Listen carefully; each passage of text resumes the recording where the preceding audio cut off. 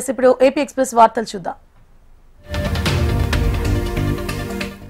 Kadapa MP Avinash రెడ్డిపై మరోసారి BJP MLA Adinarayana Reddy ఘాటు వ్యాఖ్యలు చేశారు. పులివెందుల ప్రజలు సున్నితులని, వారిని మోసం చేసి జగన్, అవినాష్ రెడ్డి కోట్లాది రూపాయలు దోచుకున్నారని ఆరోపించారు. అవినాష్ రెడ్డి ఒక వినాశన విషయమని, గుండెపోటు పేరుతో పబ్బం గడుపుతున్నారని జమ్మలమడుగు ఎమ్మెల్యే ఆదినారాయణ రెడ్డి విమర్శించారు.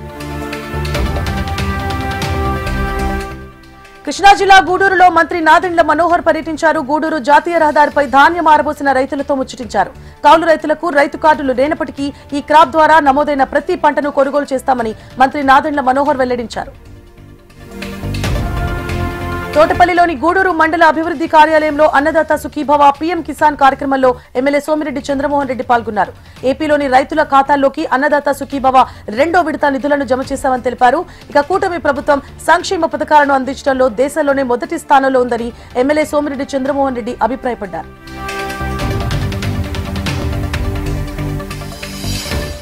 కూటమి ప్రభుత్వం ఎన్నికల్లో ఇచ్చిన హామీలు అమలు చేయలేక ప్రభుత్వ సొమ్మును ప్రైవేటు కంపెనీలకు ధారాదత్తం చేస్తున్నారని ఒంగోలు వైసీపీ ఇన్ఛార్జ్ రవి అన్నారు. కూటమి ప్రభుత్వ చర్యలకు వ్యతిరేకంగా వైసీపీ కార్యకర్తలు, నాయకులు కలెక్టరేట్ ఎదుట ఆందోళన చేశారు. కల్తీని ఈ కేసులో మాజీ టీటీడీ చైర్మన్ వైవి సుబ్బారెడ్డిని బాధితుడిని చేయడం రాజకీయ దురుద్దేశమని ఒంగోలు వైసీపీ ఇన్ఛార్జ్ రవి ఆరోపించారు.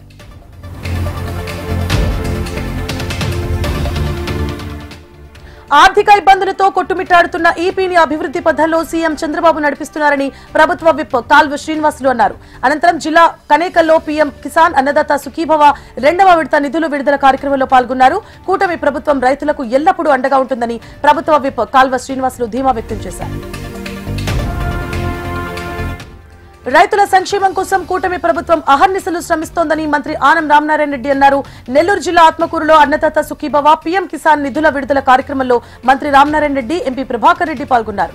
స్వర్ణాంధ్ర సుపరిపాలన దిశగా కూటమి ప్రభుత్వం అడుగులు వేస్తోందని ఎంపీ వేమిరెడ్డి ప్రభాకర్ రెడ్డి తెలిపారు.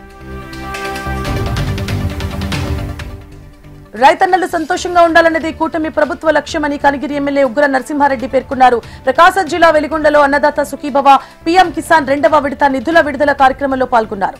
రైతులతో ముఖాముఖి నిర్వహించి వారి సమస్యలను అడిగి తెలుసుకున్నారు. ప్రభుత్వం చేపడుతున్న అభివృద్ధి కార్యక్రమాలను ప్రజల్లోకి తీసుకెళ్లాలని ఎన్డీఏ శ్రేణులకు ఎమ్మెల్యే ఉగ్ర నరసింహారెడ్డి సూచించారు. నెల్లూరు జిల్లా సంతపేట పోలీసులు సరికొత్త రికార్డు సృష్టించారు. 45వ డివిజన్లోని శ్రీకృష్ణ మందిరంలో విగ్రహం చోరీ జరిగింది. పోలీసులకు ఫిర్యాదిచ్చిన 5 గంటల సమయంలోనే విగ్రహాన్ని రికవరీ చేశారు. నిందితుడిపై కేసు నమోదు చేసి పోలీసులు రిమాండ్కు తరలించారు. కోనసీమ జిల్లా ముమ్మిడివరంలోని పార్వతీ సమేత కుండలేశ్వర స్వామి ఆలయంలో అపశృతి చోటు చేసుకుంది. దర్శనానికి వచ్చిన ఓ భక్తురాలు గుండెపోటుతో మృతి చెందింది. పోలీసులు కేసు నమోదు చేసి దర్యాప్తు చేపట్టారు. శ్రీశైల దేవస్థానం ధర్మకర్త మండలి సమావేశంలో కీలక నిర్ణయాలు తీసుకున్నారు. శ్రీగిరిలో జనవరి 12 నుంచి 18వ తేదీ వరకు సంక్రాంతి బ్రహ్మోత్సవాలు వైభవంగా నిర్వహించాలని ధర్మకర్తల మండలి నిర్ణయం తీసుకుంది. స్థానికంగా నివసిస్తోన్న చెంచు గిరిజనులకు నెలలో ఒక్కరోజు స్వామివారి స్పర్శ దర్శనం కల్పించాలని నిర్ణయించారు.